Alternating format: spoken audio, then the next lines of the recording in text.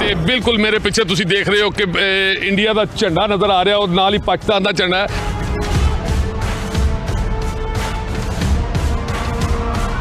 ਇਸ ਮੋਰਚੇ ਦੇ ਅੰਦਰ ਜਾ ਰਹੇ ਹਾਂ। ਇਹ ਦੇਖੋ, ਇਸ ਮੋਰਚੇ ਦੇ 3 ਸੁਰਾਖ ਬਣਾਏ ਗਏ ਨੇ। ਇਹ 3 ਹੀ ਸੁਰਾਖ ਦੁਸ਼ਮਣ ਵੱਲ ਨੂੰ ਬਣਾਏ ਗਏ ਨੇ ਤੇ ਭਾਰਤ ਦਾ ਏਰੀਆ ਸ਼ੁਰੂ ਹੁੰਦਾ ਹੈ ਤੇ ਸਾਡੀ ਪਾਕ ਫੌਜ ਦੇ ਜਵਾਨ ਇੱਥੇ ਬੈਠ ਕੇ ਆਪਣੇ ਅਸਲੇ ਦੇ ਨਾਲ ਮੁਸੱਲਾ ਹੋ ਕੇ ਤੇ ਇੱਥੋਂ ਉਹਨਾਂ ਵੱਲ ਧਿਆਨ ਰੱਖਦੇ ਨੇ।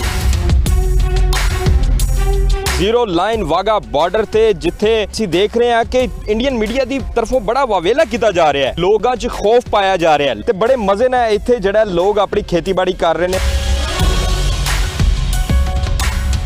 ਤੁਹਾਨੂੰ ਕੋਈ ਡਰ ਡੁਰ ਨਹੀਂ ਲੱਗਦਾ?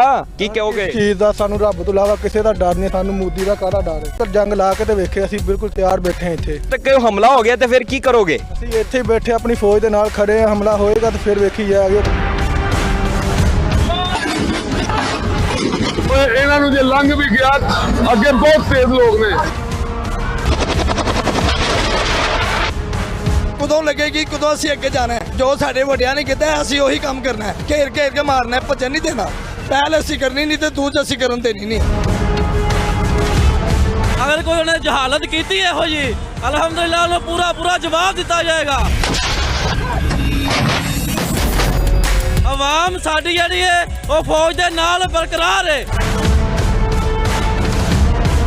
ਕੋਈ ਡਰ ਨਹੀਂ ਸਾਨੂੰ। ਦੇਖੋ ਕਿੱਡੇ ਕਿੱਡੇ ਜਵਾਨ ਸ਼ੇਰ ਨੇ। ਇਹਨਾਂ ਸ਼ੇਰ ਜਵਾਨਾਂ ਤੋਂ ਐਵੇਂ ਤੇ ਨਹੀਂ ਆ ਜਾ ਮੋਦੀ ਗੱਲ ਕਰਨ ਵਾਲੀ। ਵਾਗਾ ਬਾਰਡਰ ਤੇ ਮੌਜੂਦ ਨੇ ਸਾਡੇ ਨਾਲ ਸ਼ੋਬਿਜ਼ ਇੰਡਸਟਰੀ ਦਾ ਇੱਕ ਵੱਡਾ ਨਾਮ ਮਾਜਿਦ ਖਾਨ ਸਾਹਿਬ। ਸਾਰੇ ਪਾਕਿਸਤਾਨ ਵਾਸਤੇ, ਆਪਣੇ ਮੁਲਕ ਵਾਸਤੇ ਇਕੱਠੇ ਆ ਅਲਹਮਦੁਲਿਲਾ ਔਰ ਖਲੋਤੇ ਆ। ਜਿੰਨਾ ਸੋਸ਼ਲ ਮੀਡੀਆ ਤੇ ਉਹਨਾਂ ਨੇ ਆਪਣੇ ਉਧਰ ਬੈਨ ਕਰਤਾ ਹੈ, ਚਲਾਓ ਔਰ ਵੇਖ ਲਓ ਕਿੱਡੀ ਦਲੇਰੀ ਹੈ ਇਸ ਕੌਮ 'ਚ।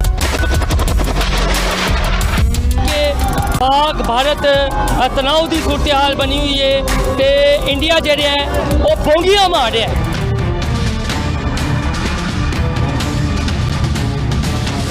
पाकिस्तान नूं धमकियां दे रहा है, लेकिन पाकिस्तान के जेह्ड़ा सिपा सलार ने ते जेह्ड़ी अवाम है वो डटे हुए ने। आप क्या सरकार और क्या डिफेंस और क्या आप होम मिनिस्ट्री चला रहे हैं? आपसे अभी तक कोई आतंकवादी पकड़े तक नहीं गए। ये कौम का ये कहना है कि मोदी तू इन्हां दा की मुकाबला करना है?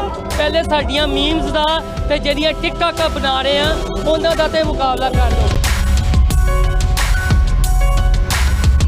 ਜੰਗ ਲੱਗ ਗਏ ਤਾਂ ਅਸੀਂ ਇੱਥੇ ਆਪਣੀ ਪਾਕ ਫੌਜ ਦੇ ਨਾਲ ਖੜੇ ਸ਼ਾਨਾ ਬਸ਼ਾਨਾ ਕੰਮ ਕਰਾਂਗੇ। ਸਾਨੂੰ ਕੋਈ ਖਤਰਾ ਨਹੀਂ, ਡਰ ਨਹੀਂ। ये तो पाकिस्तानी अवाम की मुहब्बत है साढ़े नाल दी, तो इंशाल्लाह हम इन मुहब्बत असला जरूर देंगे अपने अवाम को। अपने मुल्क का वफादारी के हलफ उठाए, अपने मुल्क से किसी आंच नहीं आने देंगे इंशाल्लाह।